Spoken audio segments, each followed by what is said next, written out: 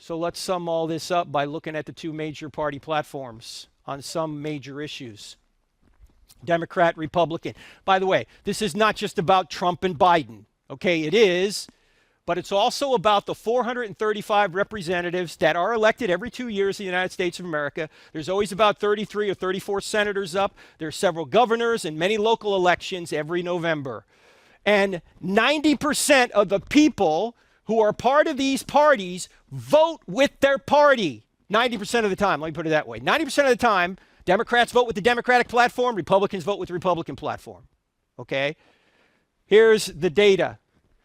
Abortion, Democrats want to pay for it, Republicans want to ban it or at least restrict it. Religious freedom, restrict it. What do I mean by that? Well, notice some of these blue state governors are allowing casinos to open, but not churches. They don't think church is really a right or religion is really a right. And when it comes to the LGBTQ issue, if there's ever a conflict between religious rights and LGBTQ, guess who wins? LGBTQ. It is in their platform. You can read it. They talk about exemptions for religious organizations. Say no. You can't discriminate, yet they're discriminating against religious people. Of course, Republicans believe it's unrestricted. Judges, these are law-making judges. Whereas the Republicans are trying to put law-applying judges on there. What does that mean?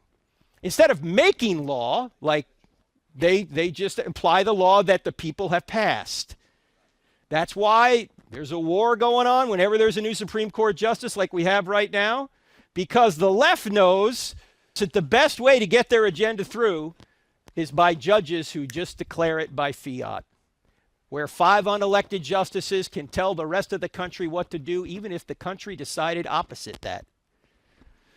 Now, it's true that sometimes Republican judges turn out to be these kind of judges, but I've never seen a case where one of these judges turns out to be this kind of judge. How about race-neutral policies? I know this is going to sound crazy, but it's in the Democrat platform. You can read it. They do not believe in race-neutral policies. In other words, they want to use race to advantage people or use policy to advantage certain races over others. Whereas, of course, the Republicans are against that. School choice, the one great idea that could help minorities, they're against. Republicans are for. They want to decrease military spending. Republicans are for it. Now, I'm not here to say that all Republicans are good, because they're not. I'm not here to say all Democrats are bad, because they're not. What I'm here to say is that these are their platforms, and 90% of the time, they vote with their platform. So, does Jesus trump your politics? Here's the bottom line. Being pro-life doesn't necessarily qualify someone as a good candidate, but being pro-abortion necessarily disqualifies someone as a good candidate. You can be pro-life and be terrible on everything else. That doesn't mean you're a good candidate. But if you're pro-abortion, I think that you are majoring in the minors, that you are neglecting the more important matters of the law. In fact, anyone know what this is? This is Molech. This is the god, idol god, a metal god, that the Israelites were sacrificing their children to. This was a Canaanite idol.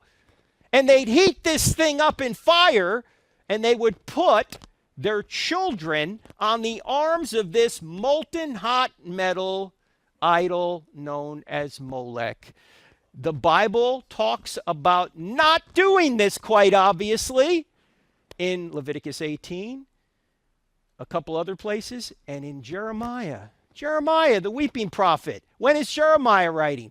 Jeremiah is writing about the time the exile is going to occur, when Babylon is going to come in and wipe out Jerusalem and take the Israelites to Babylon in exile. And here's what Jeremiah writes. He gets this from God. These people are sacrificing their children to Molech. Here's what happens. The people of Judah have sinned before my very eyes, says the Lord. They have set up their abominable idols right in the temple that bears my name, defiling it. They have built pagan shrines at Topeth, the garbage dump in the valley of Ben Hinnom, which is just to the south of the city of David. I've been there several times. And there they burn their sons and daughters in the fire. I have never commanded such a horrible deed. It never even crossed my mind to command such a thing.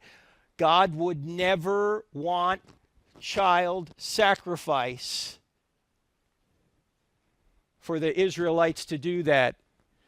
Then he goes on to say this, here are the consequences. So beware, for the time is coming, says the Lord, when that garbage dump will no longer be called Topeth or the valley of Ben Hinnom, but the valley of slaughter. They will bury their bodies in Topeth until there is no more room for them.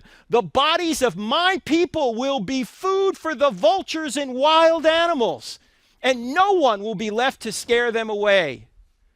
I will put an end to the happy singing and laughter in the streets of Jerusalem. The joyful voices of the bridegrooms and brides will no longer be heard in the towns of Judah. The land will lie in complete desolation. God's own people. Solomon started this about 350 years prior to the judgment.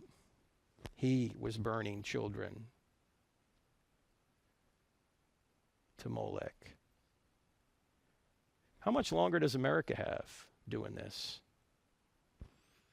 Is he going to end our country soon? Either from within, eternal riot, civil war, external force? I have no idea. I'm just saying that this is what God thinks about sacrificing your children on the altar of convenience. So does abortion trump everything else? Yeah, I think it does. How can it not? The active murder of individuals, innocent human beings? We're going to put up with that?